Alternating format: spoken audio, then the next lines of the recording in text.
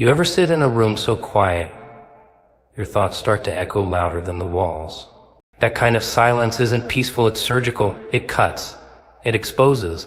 It makes you question everything, your worth, your timing, and even whether God's still listening or if he just packed up and left town with someone else's prayers in his pocket. People romanticize silence. They paint it like some poetic waiting room filled with patience and soft music. But let me tell you, when it's your silence, when it's your name that's your ears being spoken, it doesn't feel poetic. It feels like punishment. But here's the thing about silence, not empty. It's loaded. It's where the real work happens, and most people miss it because they're too busy screaming into it, trying to force an answer instead of listening for the slave. The silence isn't where God forgets you, it's where he builds you. You're in a cocoon thinking it's a coffin because you can't tell the difference when you're not moving. But from the outside, something is forming. Something's coming alive. And it's funny, isn't it? We pray to be called, to be used, to be seen, but when heaven gets quiet, we panic. Like kids left alone in the dark, we start filling in the blanks with fear. Maybe I messed up. Maybe he changed his mind. Maybe I was never chosen at all. But that's not insight. That's insecurity dressed up like logic. That's your trauma trying to finish a story it was never meant to write. Because silence isn't the absence of God, it's the presence of weight. It's the pause before the shift, the breath before the storm, the space where he watches to see if your faith was tied to his voice or to his volume.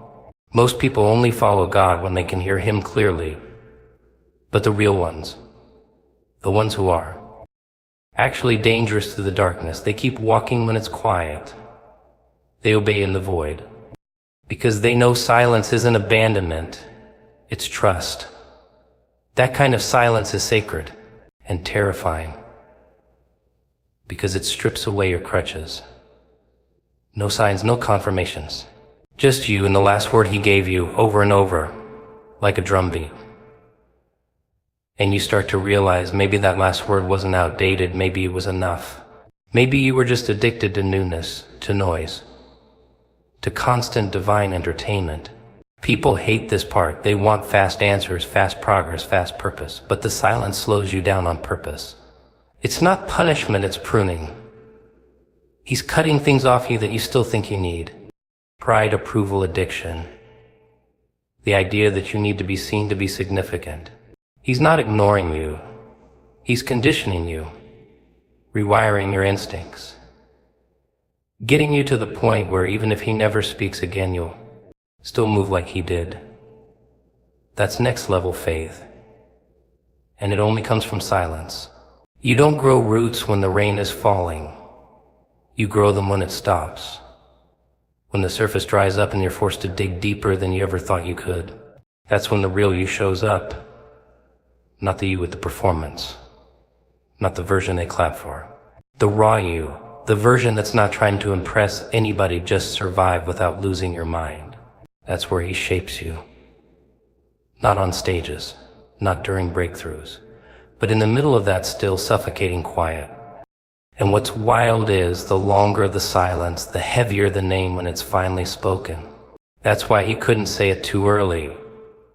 You would have run with it half developed, half healed, half aware. You would have wrecked yourself trying to perform a purpose you didn't have the character to carry. So he said nothing.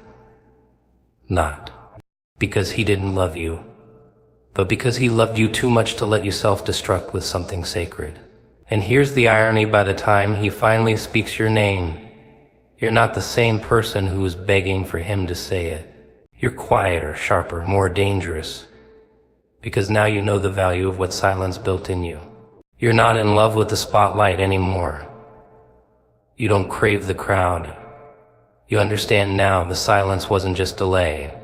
You know what people don't realize? The moment your name is spoken by something bigger than this broken world, everything changes. Not just around you, but inside you.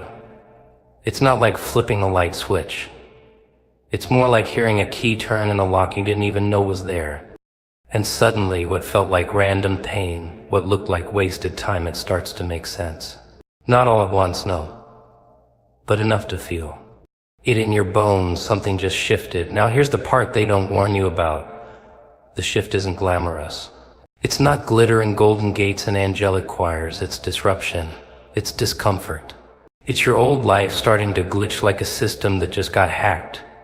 People treat purpose like it's some kind of trophy, but when your name is called, it's more like getting pulled into a war you weren't ready for. The version of you that was built to survive. That one starts to suffocate the moment your name gets spoken in heaven. Because survival isn't the assignment anymore, impact is. And impact, it's messy. It doesn't come with a map.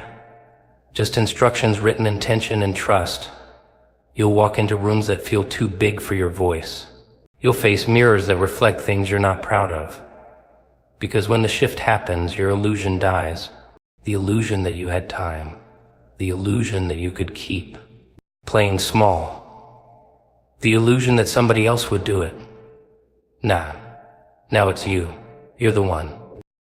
Whether you like it or not, it's a dangerous thing when heaven interrupts your regularly scheduled program. 'Cause now the excuses don't stick like they used to. The distractions don't satisfy. The drama doesn't entertain. You're sitting in conversations like, why am I still here? You're surrounded by people who still think you're who you used to be. But something inside you is changing the locks, boarding up the old rooms, preparing for an arrival you can't explain, only obey. This is where most people panic, because the shift feels like loss before it feels like purpose. You start losing taste for the stuff that once thrilled you. You feel disconnected from the very identity that used to keep you safe.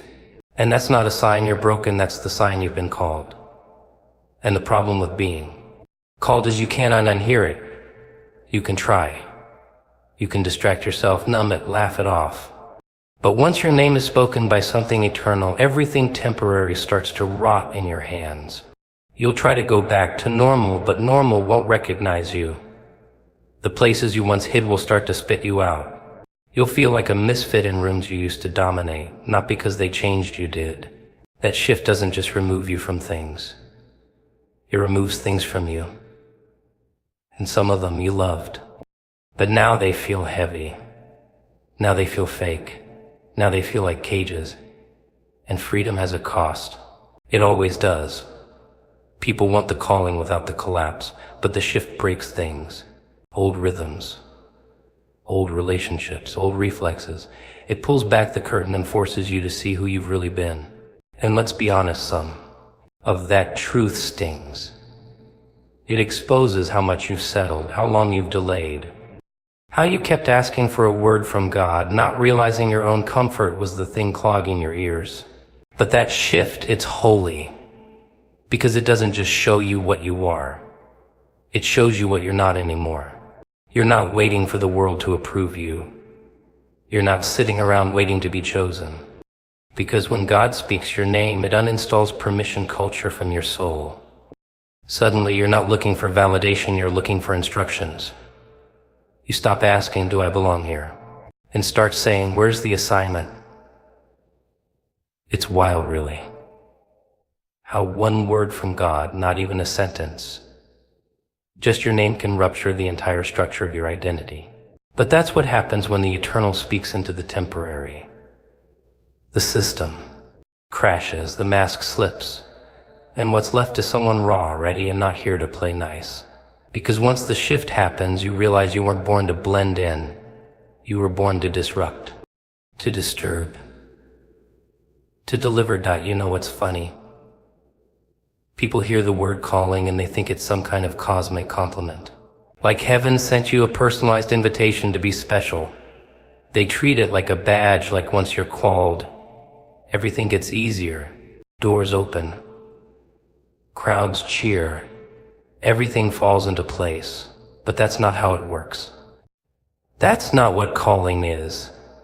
It's not recognition, it's a reckoning. See, when God speaks your name, He's not just identifying you. He's initiating something. A process. A stripping. A reconstruction of the self you've been pretending to be just to survive in a world that rewards masks more than meaning. And suddenly everything you thought you were, all the habits, all the performances, All the well-managed versions of you start breaking under the weight of something real, something raw. You start to feel like a stranger in your own skin, like you're shedding a costume you didn't even know you were wearing. The calling doesn't flatter you, it exposes you. It holds up a mirror you can't look away from. And what you see, it's not always pretty. You see the ambition that was really insecurity. You see the smiles that were really shields. You see how much of your life was built around being accepted, not being out. And the worst part, you realize how comfortable you were in all that dysfunction, how much you depended on it, how much it became you. So now the voice that called you is also confronting you. And that's the twist. People want a purpose that elevates them, but real purpose dismantles you, piece by piece, not to destroy you, but to reveal you. And the revelation, it's not gentle. It doesn't hold your hand. It forces you to confront the truth. You've been hiding in roles, performing in pain, decorating your cage and calling it success. But now the illusion's cracked, and the light's coming in whether you're ready or not. Because calling isn't an escape route. It's not a shortcut to greatness. It's a mirror, a fire, a set of instructions carved into your spirit with a blade instead of a pen. It doesn't ask for your comfort, it demands your obedience. And obedience, real obedience, doesn't feel like glory. It feels like dying. Dying to the fantasy you built. Dying to the version of you that always needed to be liked, always needed to be in control, always needed to look strong while quietly falling apart. You want to know if someone's truly been called. Look at what they've lost. Look at how they walk through the fire, not if they avoid it. Look at the silence they endured before they ever spoke. Look at the weight they carry when no one's watching. That's where calling lives, not in applause, not in platforms, but in those quiet, brutal moments when you choose transformation over validation. In this world, it loves validation. It trains you to chase it. It programs you to believe that being seen equals being worthy. But purpose isn't always visible. Sometimes it isolates you. Sometimes it hides you. Sometimes it pulls you out of every room you thought you needed to be in, just to teach you how to breathe again without a mask. And that's terrifying, isn't it? To realize you've been performing so long you forgot who you were before the show started. But the calling doesn't care about the show. It waits for the curtain to fall. And when it does, it whispers, not praise, not promises, just truth. And that truth, it's like acid. It burns through your excuses, through your ego, through the false identities you built to survive rejection, heartbreak, abandonment. You hear your name and suddenly the act doesn't work anymore. You can't play small. You can't hide behind Buzzy. You can't pretend you didn't feel that shift. It got in your blood. So now you're not chasing dreams, you're shedding dead weight. You're not trying to impress, you're trying to become. You stop measuring success by what you build and start measuring it by what you're willing to break off. And that's the part nobody claps for. That's the part nobody posts. The part where becoming who you're called to be means burying who you've been, fully, publicly, and without apology. It's cute how people think purpose comes with peace. That once you figure out what you're meant to do, the universe just opens up and says, there you are, chosen one, and hands you a smooth inward with pretty signs and zero resistance. That's the myth they sell, that finding purpose means finding comfort. But real ones know better. Purpose doesn't calm the storm. It is the storm. It doesn't soothe your demons, it invites them to the surface. Because when purpose enters the room, everything fake starts choking. Everything fragile starts to crumble. The lies you told yourself to sleep at night, they start shaking under the pressure. Purpose doesn't just show you the light, it shines it on every corner you've been avoiding. And what you see is not always noble. It's not always heroic. Sometimes it's the truth that you were never lazy, you were just scared. You weren't unmotivated, you were unhealed. You weren't confused, you were avoiding clarity because clarity demands responsibility, and you didn't want that smoke.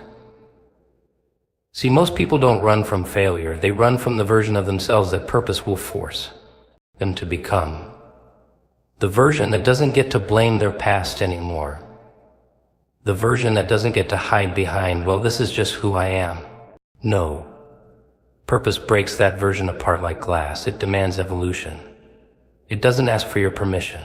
It kicks down the door and says, "You ready to get honest yet?" And if you're not, it waits. Not politely, though. It waits like a fire waits for dry wood. Quiet. But hungry. The irony is the people begging for clarity are the same ones who panic when it comes. Because clarity exposes the cost, and the cost is high. Relationships, patterns, illusions, all of it goes under the knife. Because when purpose walks in, mediocrity has to die. That cheap version of success you were willing to settle for.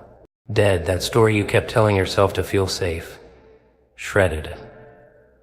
And suddenly comfort starts to feel like confinement. You start walking different. Talking different. Thinking different. And people notice. They get uncomfortable. Not because you changed, but because you're no longer available for the roles they cast you in. You stop performing. Stop shrinking. Stop apologizing for wanting more than survival. And it makes people nervous because your purpose holds up a mirror to their stagnation. Your courage calls out their compromise, but here's the twist, it's not their reaction that hurts. It's yours. It's the grief of outgrowing people you loved. It's the ache of knowing some connections were built on your brokenness, and once you heal, they don't fit anymore. Purpose doesn't just elevate you, it isolates you, not to punish you, but to prepare you. Because you can't carry divine weight with divided loyalty. You can't build what you're called to build if you're still addicted to being understood. And let's talk about the mental part. The war inside your own head. Because purpose doesn't silence your inner critic, it amplifies it. It dares you to confront it. All those voices telling you you're not ready. You're not enough. Who do you think you are? They don't disappear. They scream louder when you step up. But here's the thing, they only scream because they know they're about to lose. The voice of purpose doesn't drown out fear, it moves through it. It says, "I hear you. Now get out of the way." That's where the shift really happens. Not when you feel strong, but when you move anyway. When you step into the fire, not because you're fearless, but because you're finally sick of being ruled by fear. That's the edge where purpose sharpens you. Not with applause, not with comfort, but with confrontation. And confrontation doesn't mean fighting the world, it means fighting you. The old you, the comfortable you, the clever little version that found ways to survive but never learned how to live. You want to live now, don't you? Not exist, not blend, not coast, live. But here's the price, everything that kept you safe must go. Because purpose doesn't partner with safety. It partners with sacrifice. And sacrifice doesn't feel holy when you're in it. It feels like loss, like confusion, like madness, but somewhere in the chaos you realize this pain has direction. This fire has a blueprint. And that voice you heard, the one that called your name, wasn't just giving you permission to rise. It was daring you to. You ever notice how quiet it gets after the calling? Not the peaceful kind of quiet, no, not that. This is the kind of silence that hums like a warning. The kind that wraps around your ears and makes you question everything you thought was solid. Because once your name gets spoken not by people, but by something higher, something eternal, the noise of the world starts to fade, and the noise inside you gets louder. You start seeing things differently. People don't talk about that part. They talk about destiny like it's this glowing staircase to the sky, but they forget to mention the darkness that shows up first. Because here's the deal, before the breakthrough comes the breaking. And before the breaking, the stripping. It's subtle at first. Things that used to click just don't anymore. Conversations feel shallow. Ambitions that used to fuel you feel pointless.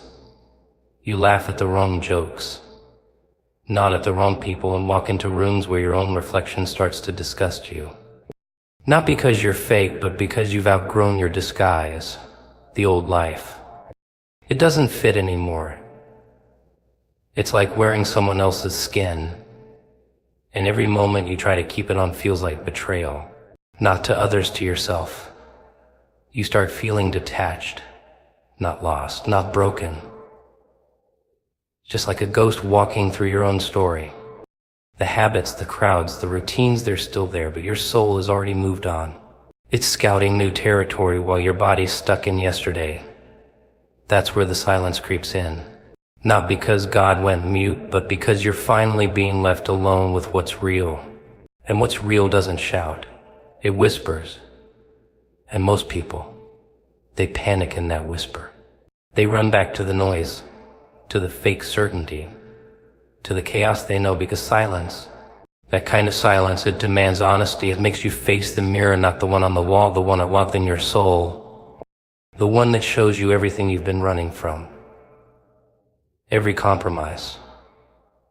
Every time you played small just to keep the peace.